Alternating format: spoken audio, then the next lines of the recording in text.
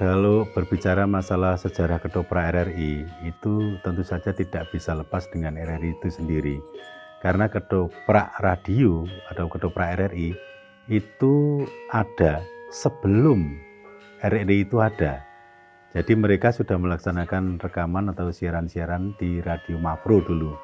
Nah, setelah RRI berdiri tahun 1945, mereka lalu dirangkul oleh RRI menjadi tenaga kesenian di RRI. Kemudian dalam perkembangannya, para seniman seniwati ini diangkat sebagai pegawai negeri saat itu tahun 80-an. Tapi memang saya belum di sini, tapi sejarahnya demikian. Nah, sampai dengan mereka pensiun, itu mereka berkarya di RRI, terwadai dalam Keluarga Kesenian Jawa RRI Yogyakarta.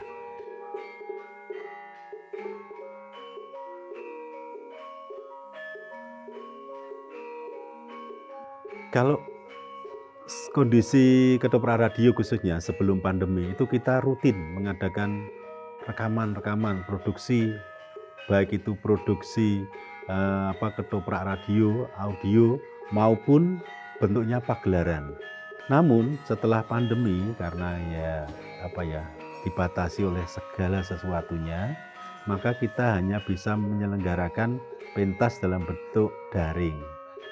Jadi pagelaran tetap ada di auditorium, rekaman audio pada saat itu terpaksa dihentikan karena tidak boleh kumpul dan sebagainya.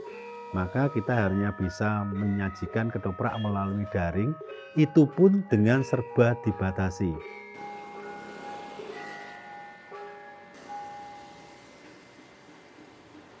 Dengan hilangnya mata acara ketoprak radio melalui RRI Yogyakarta, kualitas ketoprak radio itu menjadi berkurang sampai sekarang ini. Ya, karena grup-grup ketoprak jarang sekali yang mempelajari secara tuntas mengenai ketoprak radio. RRI sekarang berubah menjadi seperti radio swasta saja.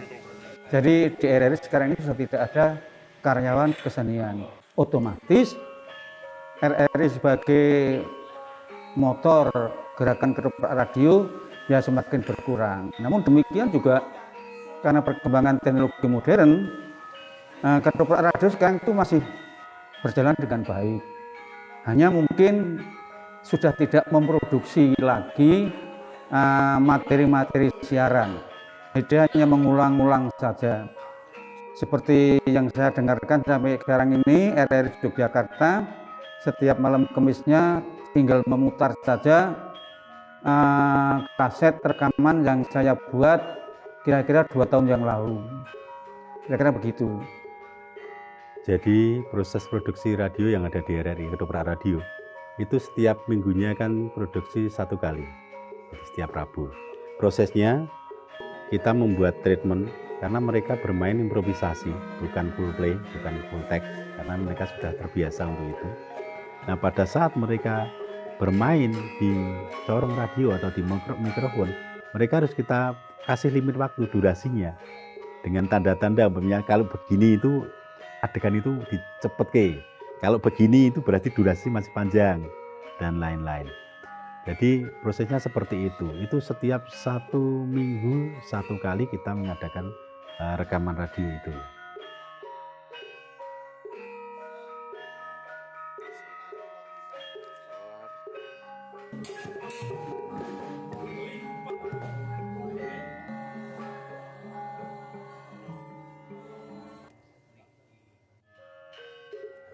Kan RRI sudah tidak bisa merekrut tenaga kesenian yang spesial untuk menggarap masalah ketoprak. Jadi tenaga-tenaga ketoprak yang profesional auditif sudah tidak ada lagi. Dengan sendirinya ya otomatis sekarang misalnya teman-teman yang masih membantu di RRI Yogyakarta sekarang ini, Mas Giman dan teman-temannya itu pun sekarang sudah tidak berproduksi lagi.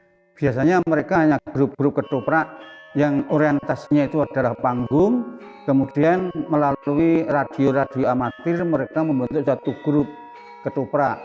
Misalnya seperti sekarang yang ada di Arma 11 misalnya, kemudian mana lagi ya dari Konco Tani misalnya. Tapi grup-grup mereka tidak profesional ketoprak auditif. Mereka adalah grup-grup ketoprak panggung. Jadi kualitas siaran ketoprak auditifnya juga sangat menurun. Mungkin karena belum produksi itu, karena kalau dulu itu kan semua pemain ketopraknya itu karyawan RRI. Jadi mereka menerima gaji tiap bulannya. Sekarang mau tidak mau kita harus memberikan sekedar, maaf walaupun tidak layaknya untuk mereka, sekedar uang bensin kepada mereka. Nah, kondisi ini yang kita belum mampu. Keduanya memang kemarin itu kan istilahnya RRI masih dalam rangka radio tanggap bencana. Sampai saat ini kan belum dicabut. Nah, izin untuk itu kan belum ada. Jadi mungkin birokrasi terkait belum berani untuk membuat atau memproduksi lagi setelah pandemi ini atau sampai sekarang ini. Sebetulnya ketoprak radio itu masih diharapkan oleh masyarakat. Kenyataan kaset-kaset yang lama itu masih didengarkan kok. Mestinya instansi RRI itu membentuk suatu tim untuk mengisi mata acara lokal. Mata acara lokalnya Jogja apa ya ketoprak sama wayang kulit. Tapi kenapa tidak mau bekerja sama misalnya dengan PSKNY mengisi mata acara siaran ketoprak? Justru arahnya sekarang itu RRI itu malah ketoprak panggung. Mas Giman dan teman-teman itu kan sudah tidak produksi lagi, tapi dia kerjasama dengan dinas kebudayaan, arahnya itu malah panggung. Kan lucu itu. Itu sangat tergantung dari policy. Padahal payung hukumnya ada. Undang-Undang Nomor 5 Tahun 2017 tentang Pemajuan Kebudayaan. Ada 10 bidang pemajuan kebudayaan, salah satunya seni. Nah, ketoprak itu bagian dari seni. Yang nomor satu untuk 10 bidang itu adalah tradisi lisan. Nah, ketoprak juga merupakan tradisi lisan dan seni. Semestinya itu juga menjadi bagian dari policy, karena ada undang-undangnya, tentu di bawahnya akan ikut. Dan Jogja memiliki Perdais nomor 3 tahun 2017 yang isinya tentang pembinaan dan pengembangan budaya dan punya keistimewaan, yaitu di Pani Radio. Nah, maka saya katakan tergantung dari goodwill and good action. Kalau goodwill mungkin semuanya ya setuju dengan itu. Tapi good action-nya itu yang penting. Bagaimana RRI memberikan lampu hijau untuk pengembangan ini dengan misalnya membuat rencana strategis, masih ada waktu. Ya, dalam jangka waktu misalnya 2-3 tahun ke depan untuk membuat bagaimana kembalinya ketoprak radio itu, dengan selalu bekerja sama dengan instansi terkait.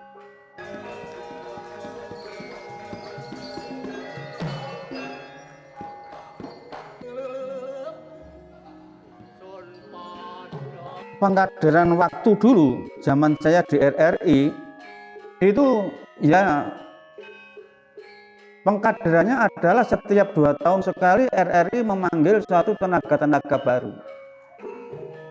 Setiap 2 tahun sekali diadakan suatu regenerasi. Regenerasinya begitu, jadi di mana ada orang pensiun, kita akan mencari tambahan-tambahan pemain. Nah, banyak, karena ada harapan menjadi pegawai negeri. Jadi masalah kehidupannya itu terjamin. Itu kalau yang ada di RRI. Kalau regenerasi ketoprak sebetulnya masih berjalan. Saya itu termasuk angkatan terakhir yang ada di RRI. Sampai saat ini loh ya. Sampai saat ini saya itu termasuk angkatan terakhir. Jadi kalau SDM saya kira ada.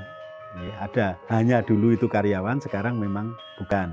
Nah, upaya kami sebagai generasi yang terakhir, sebagai karyawan RRI juga sebagai ketoprak RRI, yaitu tadi merangkul teman-teman.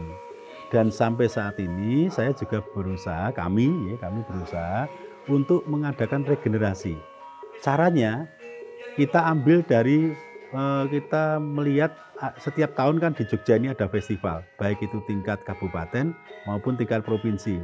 Pertama kita masukkan ke dalam pentas dulu, karena sebetulnya ketoprak radio itu lebih sulit daripada pergelaran panggung. Ada tingkat kesulitannya yang memang harus benar-benar dipelajari. Walaupun semuanya juga ada tingkat kesulitannya.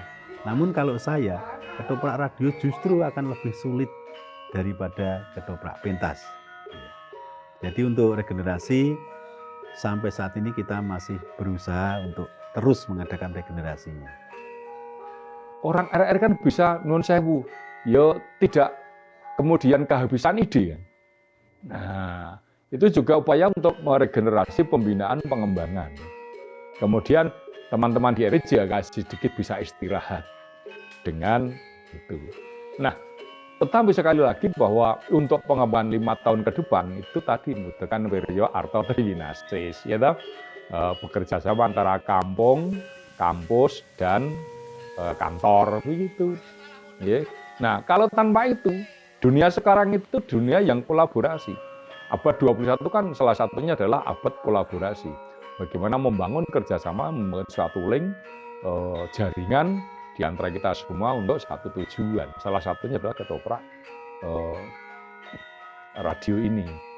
Harapan saya hanya itu saja. Kenapa misalnya kerjasama dengan Dinas Kebudayaan itu tidak diarahkan untuk membuat satu produksi ketoprak radio? Dulu pada waktu saya masih menjadi pimpinan PSIKM di sana, saya pernah ngomong sama pimpinan RRI Bu Sapa pada waktu itu. Mata acara serang ketoprak mau saya beli. Adalah saya izin, tidak boleh kok. Tidak boleh kok pada waktu itu.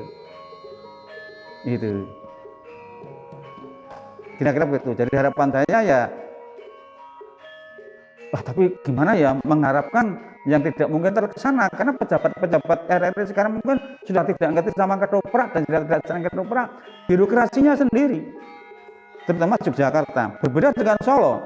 Harapannya tetap eksis ketoprak itu, karena itu bagian seni, masterpiece-nya Yogyakarta.